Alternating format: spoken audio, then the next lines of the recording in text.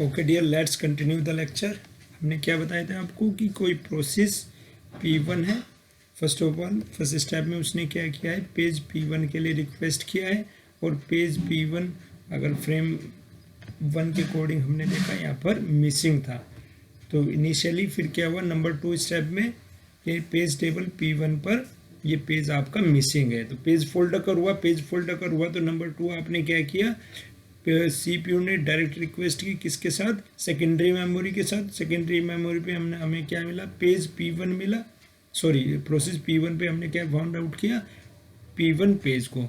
और P1 page को हमने डायरेक्टली कहाँ पर इंसर्ट किया, मेन मेमोरी के अंदर। मेन मेमोरी के अंदर हम कहाँ पर इंसर्ट करेंगे, सबसे पहले हम क्या देखते हैं कि P1 मेमोरी में कोई, सॉरी मेन मेमोरी में कोई स्पेस आपका फ्री है। हाँ, फ्रेम 7 आपका फ्री है, तो हमने क्या किया है, P1 को फ्रेम 7 में हमने इंसर्ट कर दिया। फिर लोकेलिटी नंबर 3, ये नंबर 4 हुआ आपका। नंबर 5 पे आपने क्या किया, फिर इस 7 फ्रेम का एड्रेस को आपने मेन मेमोरी मैनेजमेंट यूनिट यानी कि पेज टेबल जो है आपने उसमें यहाँ पर इंसर्ट कर दिया।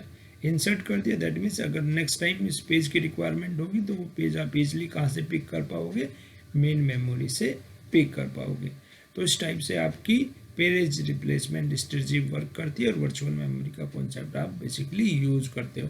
अगर सपोज करो यहाँ पर कोई स्पेस मेन मेमोरी में फ्री नहीं होता तो आप क्या करते, अकॉर्डिंग टू द प्रायोरिटी उस पेज को आप रिप्लेसमेंट कर देते जो आपका सबसे पहले कभी इंसर्ट किया होगा आपने किसके अंदर, मेन मेमोरी के अंदर। सपोज करो P2 प्रोसेस की अभी हमें एक लंबे टाइम के लिए रिक्वायरमेंट नहीं है, ठीक है ना, प्रोसेस P2 के किसी पेज की, तो इस पेज से हम किसे रिप्लेस कर देते, प्रोसेस 1 के पेज P1 को हम रिप्लेस कर देते। तो इस टाइप से आपकी पेज रिप्लेसमेंट स्ट्रेटजी। इसके लिए आपके पास क्या है, different page replacement algorithm available है।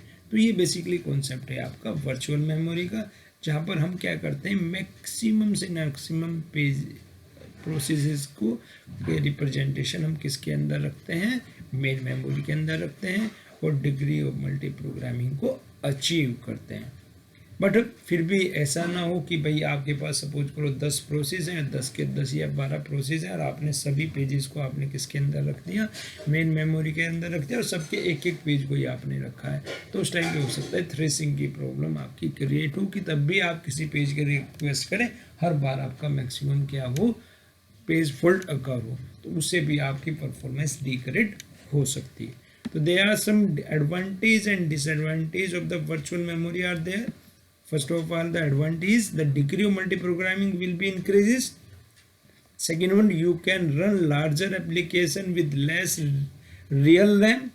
That means, third one is there is no need to buy more RAM, more memory RAM, and disadvantage are the system becomes slower since swapping take times. Okay, getting.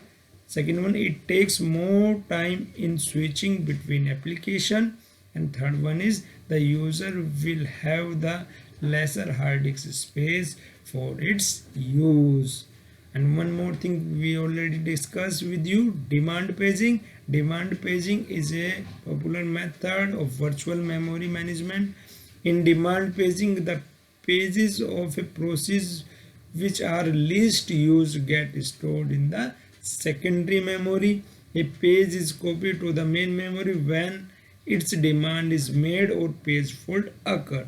There are various page replacement algorithms which are used to determine the pages which will be replaced. We already discussed, हम उसके लिए different page replacement algorithm को discuss करेंगे। तो guys next lecture हमारा important होगा क्योंकि हम उसमें डिस्कस करने वाले हैं आप लोगों के साथ डिफरेंट या वेरियस पेज रिप्लेसमेंट स्ट्रेटजीज और पेज रिप्लेसमेंट मेथड या एल्गोरिथम। लास्ट ईयर एग्जाम में भी 10 मार्क्स में क्वेश्चन आया था पेज रिप्लेसमेंट का, सिंपल क्वेश्चन पूछा गया था जिसमें आपको number of page fault occurs बताने थे। तो guys you must attend next lecture also. Thank you so much for listening this lecture. Thank you.